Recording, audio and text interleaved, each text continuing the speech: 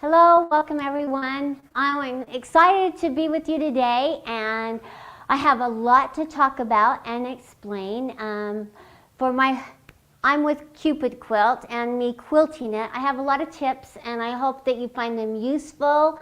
And I've got a few little tricks up my sleeve. But before I get started, let me announce the winners from last week. We were giving away a True Cut Cutters combo.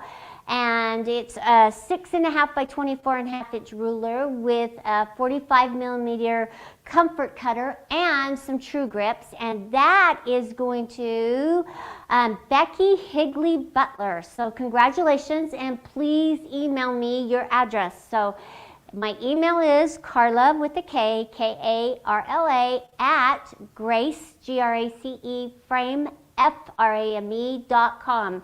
And so please let me know your address and I'll get that coming to you. And then the winner of the linear sharpener is Judy Johnson, and congratulations. So be sure to email me, both of you, and I'll get those coming to you.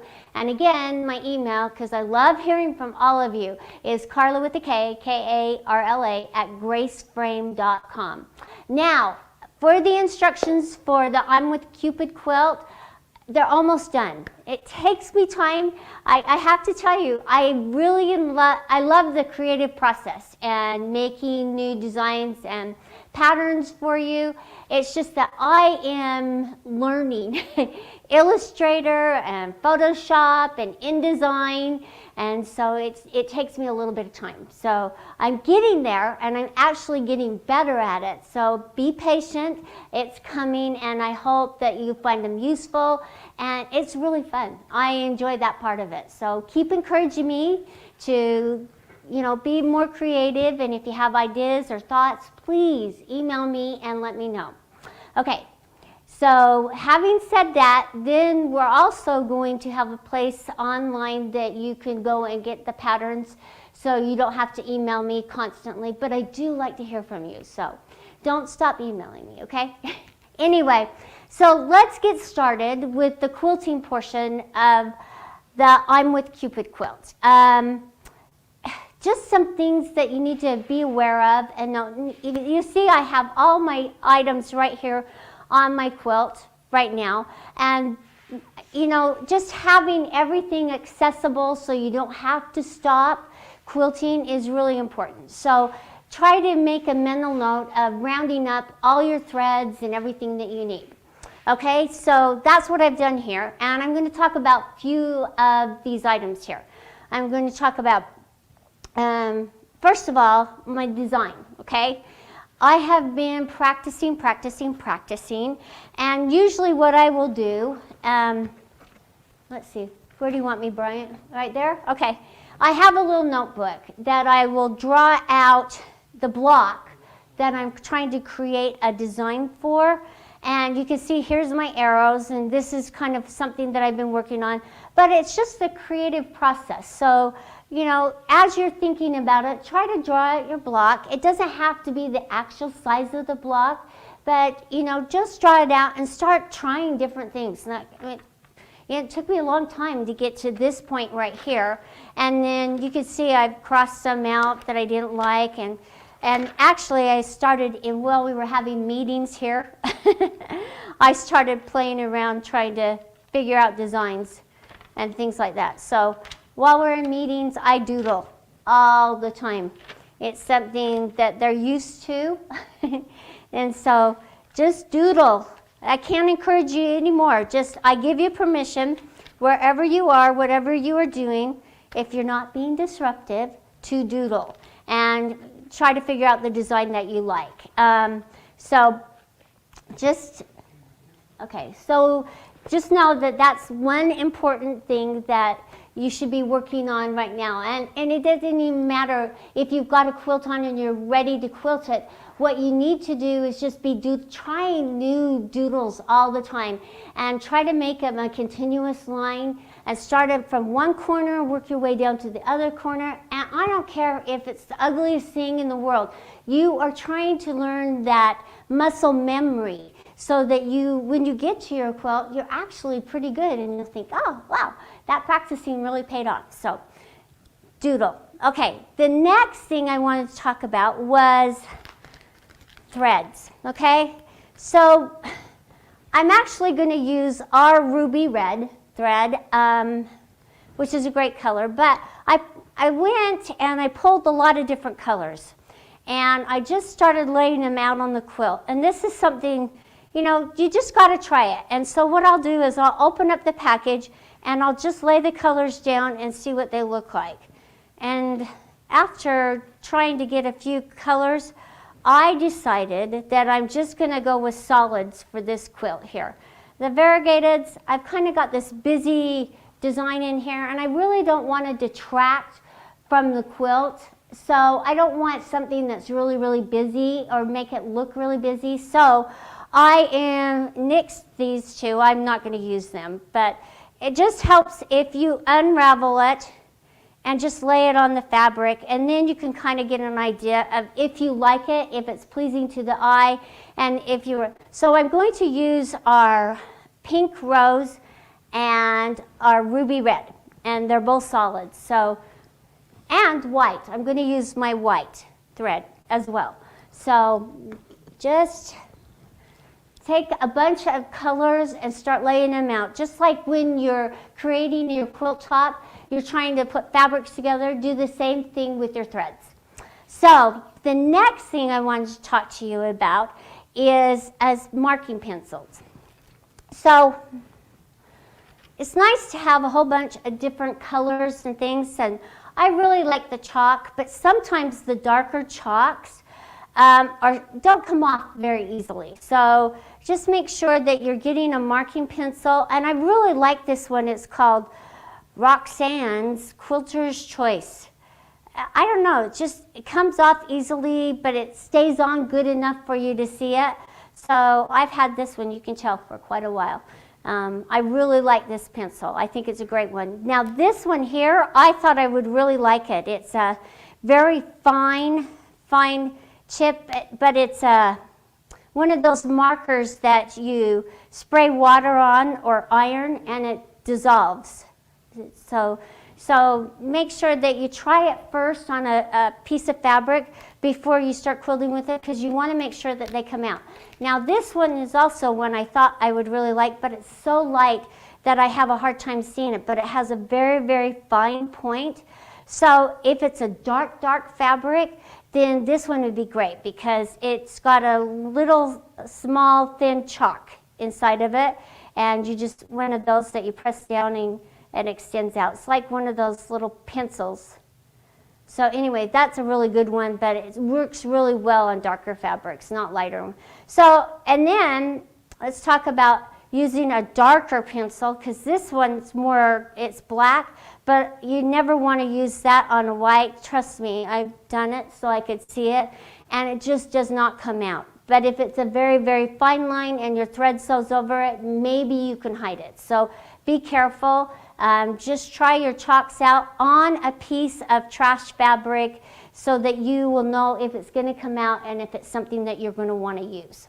So make sure that you are aware of that. So anyway, okay, so now that I've talked about chalks and pencils and everything like that, I want to jump in and talk to you about your quilting foot and getting your frame and your machine ready. So I'm just going to set these over here so that they're out of the way.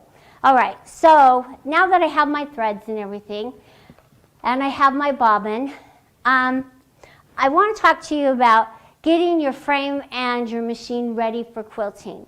So on the side, I always make my backing and my batting a little wider, and I like to use a double batting.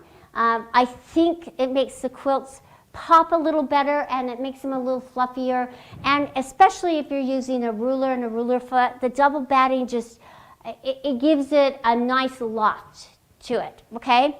So I've tested it on the side here. I just turned it on and started moving it around, but I felt something. I felt like a little bump and like you're driving along and you go over a bigger rock or something like that. So that's what you feel when you're quilting. And so as I was moving it back and forth side to side, I felt something, and so I'm going to go around to the back of the frame and show you what happened. So I just wanted to leave this so that I could show you what's going on. So right here in between the wheel, if you can see it, right there, towards me, right here, yeah, okay, we're trying to let you see it. All right, okay, this way? Okay, sorry. We're getting the hang of it. So there was this thread, I don't know if you can see it, that was caught between the wheel, and I wasn't feeling it all the time, but it'd go around and in the back. So make sure that you're wiping down your wheels and your frame. And you can tell that was a big, long thread, and it would hit every once in a while, but I knew something was there. So make sure that you're cleaning up the threads behind your wheel, because I've actually had them fill up so much that they've pulled the wheel away from the screw and it's just come off. So make sure that you're wiping down your wheels and your tracks. Okay? So now I'm going to go back front because that is really important. And it really affects your free motion quilting as well. So make sure that you're testing it. Move it from side to side, front to back. And I promise you, if something's going on, you will feel it, and you'll know that something doesn't feel right. So actually, just do that. So anyway, right here I have put on my ruler base. Ruler bases are not hard to put on. I'll stand back over here. And what they are is just a table so that you can put your ruler across your quilt, and it will support it, and it'll give you that stability that you need.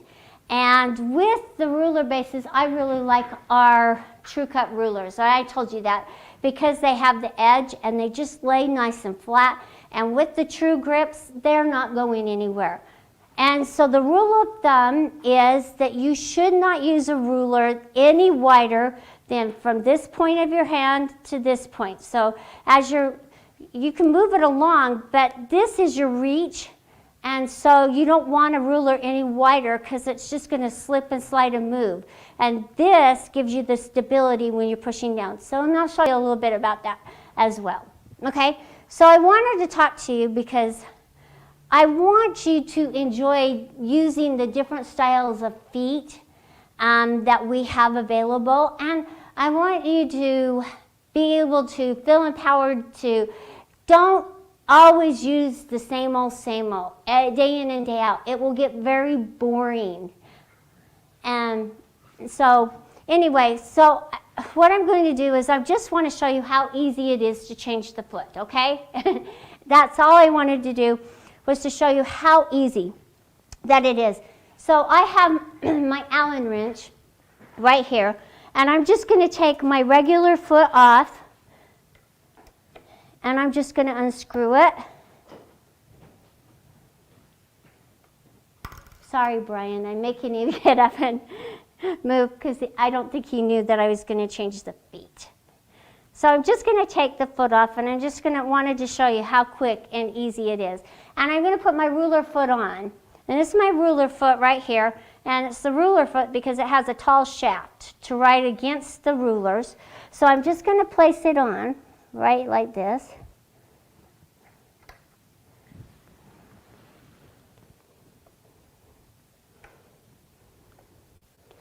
No, it doesn't. There we go.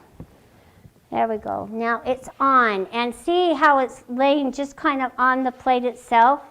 Okay, so here's where you want. Now the hopping foot height gauge is really an important tool, okay?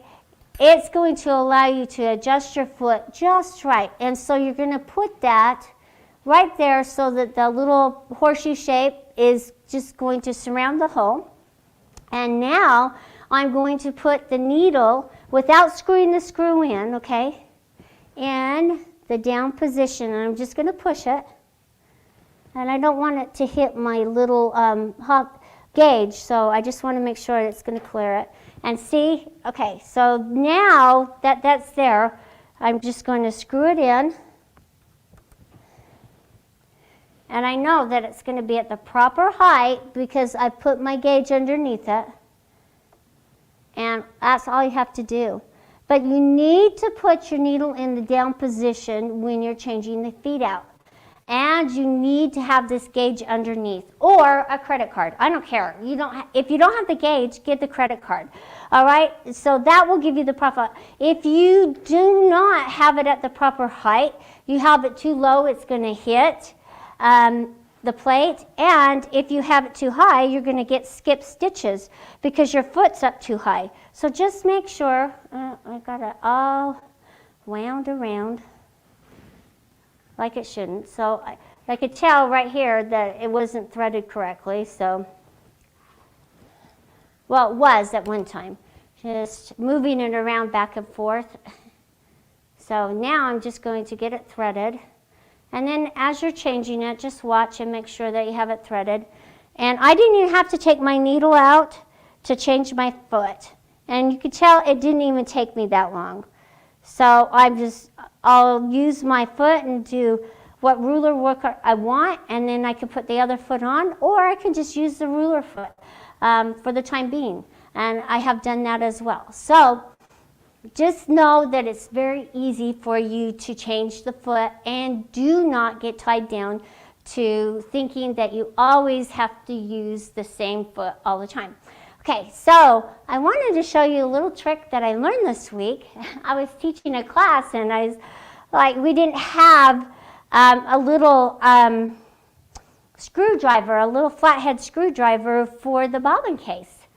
And I went and I thought, oh, I have my height gauge here. I wonder if that will work to loosen or tighten that screw on my bobbin case. And my gosh, it works. It works really well. So I just wanted to show you there's another use for this, and don't ruin your fingernails because that's what I've been doing.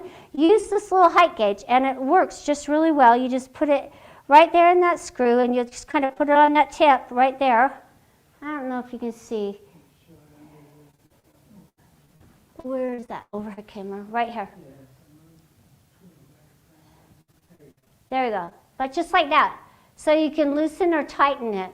And see how well that works? I mean, it really works really well. And you can adjust it slightly or a lot, and it just fits in that screw. So nice. So don't use your fingernails any longer. Just use your little height foot gauge. And it works great. So that's what I just wanted to show you that. And in the foot kit, you get the open toe and the micro stipple, which are some of my favorite feet. So micro stipple allows you to make really small designs.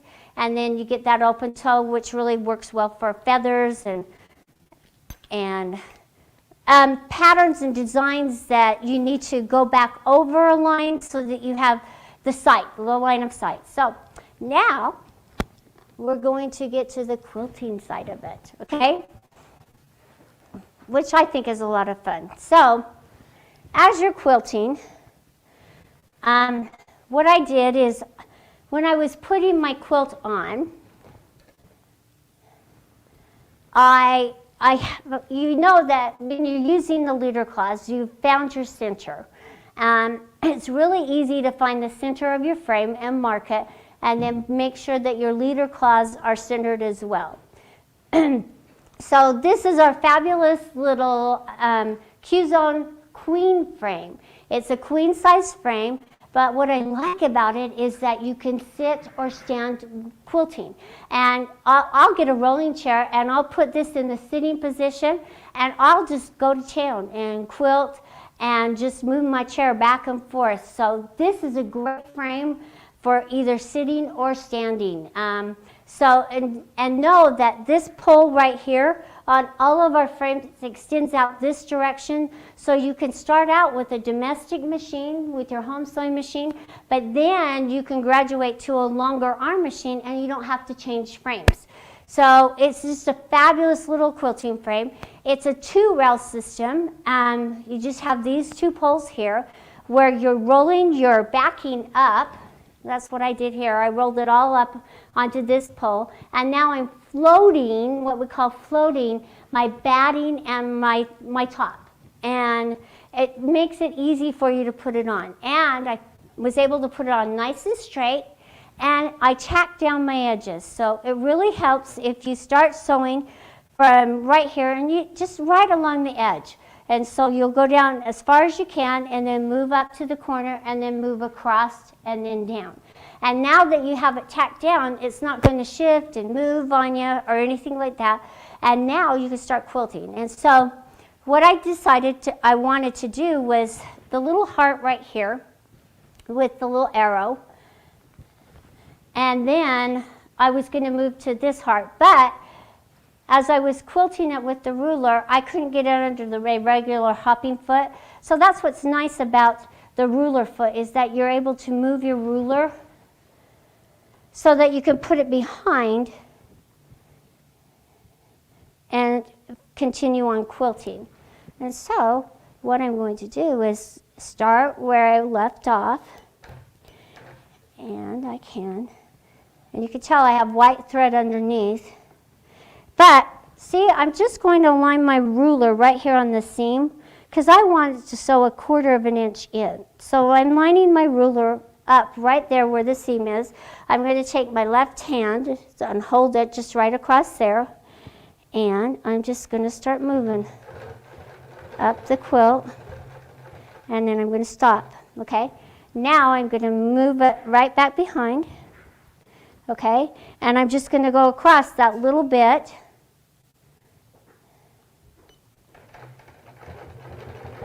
Right here, and then stop. And then I'm just going to keep going around it. Now I'm going to align it, and I'm going to come to this point here.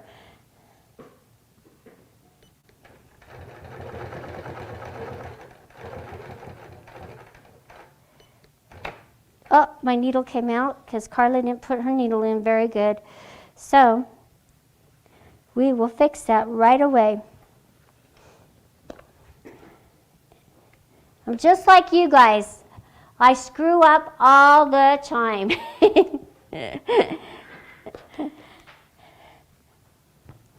I didn't tighten up this screw. You can see that's really loose.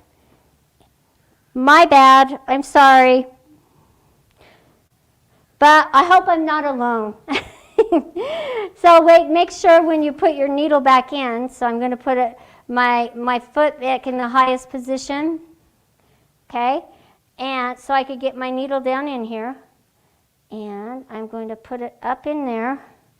And so I had screwed my screw in because I was playing around with it. So now I'm just going to make sure, and I like to put my finger back behind my needle so that I can see that the little hole, and then I'd like to just twist it. Now, if you have your little needle alignment tool, which is a little magnet that you'll put right here on it to make sure that you have it nice and straight. And I moved all of my tools, so hang on. Here it is. So I'm going to make sure it's up in there, and now I'm just going to tighten it. There we go. All right, now I'm going to just rethread it. And I'm just going to continue on. All right, so I'm right here, and I want to make sure that I'm lining up right here.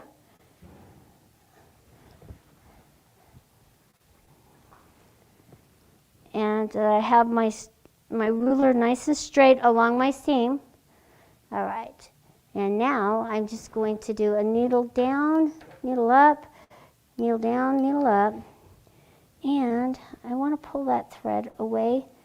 All right, and I'm just going to move it along. There we go. And then I've just got a couple more, and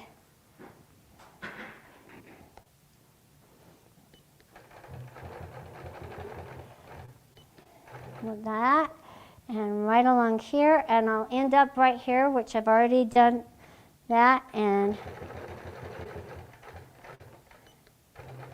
right, so I have that part of my heart done. And then I could finish embellishing the middle of it. It's not hard to change your thread as well.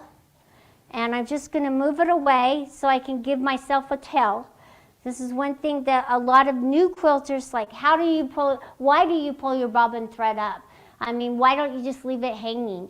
Well, the reason is you'll sew over it and you'll have that extra line. So the backing is a work of art just like the top. So you want to eliminate any tails or threads that are dangling down underneath that you're going to sew over. So make sure that you pull it up. It doesn't take that long, and it doesn't take that long to just tie a little knot and go back and forth in the same place. But you don't want to have the machine in one place too long or you're going to get a little ball of thread. So just make sure that you're careful and leery with it. So now now I've gone around this, okay? I'm going to come over here and I'm just going to kind of do my little wonky back and forth. And I want you to know, sometimes I just can't live with what the design turned out to be, so I will unpick. But, you know, it's the rule of the eye. If you're looking at it and it looks nice, don't unpick it.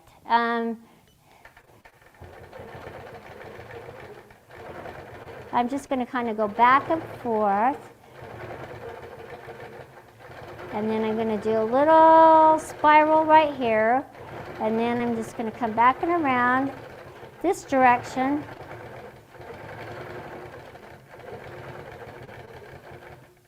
Okay. And there I have one design done for my arrow. And what I'm going to do in here, and I have to change the threads, and I'm just not going to do that, but I will bring it back next week so that you can see it. But I just wanted to show you some tricks and some ideas and just give you a little food for thought on how to quilt. I want you to just practice and have fun, and don't be scared to just try it. Yes, we all get a little scared, even to this day when I start quilting. It's like, am I going to like it? Am I going to like the design that I pick out? I don't want to unpick. Well, just go for it. You make lots of quilts and you can practice different designs on each of those quilts. Some you're going to love more than others, but it's just so much fun to quilt. So just go ahead and do it. Just take the time and put everything together, and it'll make it that much nicer, and you'll have a nicer experience. So whether you like to sit or stand, and oh, I didn't tell you, I was using my 19-inch machine. It's lightweight, very easy to use. It's got a touch screen, so you can go from modes, your different modes. So if I had a hard time in regulated precise, try out regulated cruise mode. Try out manual mode. Manual mode's an awesome mode. You have to regulate your stitches, but it's a fun mode to try. So don't be stuck in the same old, same old. Next week, what we're going to talk about is stitch regulation, and I'm really excited to introduce to you our stitch regulator for domestic machines, and we're also going to talk about the stitch regulations on our sewing machines, our Q-Knit machines. Are there any questions that I can answer? Oh, no, this is not the cutie frame. However, it is our Q-Zone Queen frame. So it's a sit or stand frame. It's just 2 rails. The cutie frame is our tabletop frame. It's an awesome portable little frame. If you have not seen it, go and check it out online at graceframe.com. We are running a great promotion on all of our products. We have some great combos with the 19 with a great frame. We have combos with our 21s. We have combos with our 15-inch machine. So if you haven't checked out graceframe.com, please be sure to go check it out. we will see you next week, and I will talk to you about stitch regulation, what to look for, some do's and don'ts, and how to use it on your domestic, and what it entails with our Q-Knit machines. And oh yeah, and if you have missed the videos or you don't have time to watch them at 1 o'clock or whatever time zone you're in, make sure that you come back and join us and watch it, because they are rebroadcasting all the time. So you can just click on it and watch it at your leisure and your time. And I really appreciate you joining me today, and let me know what you'd like to see, because that's what I'm here for. And I just have fun quilting, and have a great Valentine's Day. I appreciate you joining me today, and take care. Have a good week. Bye-bye.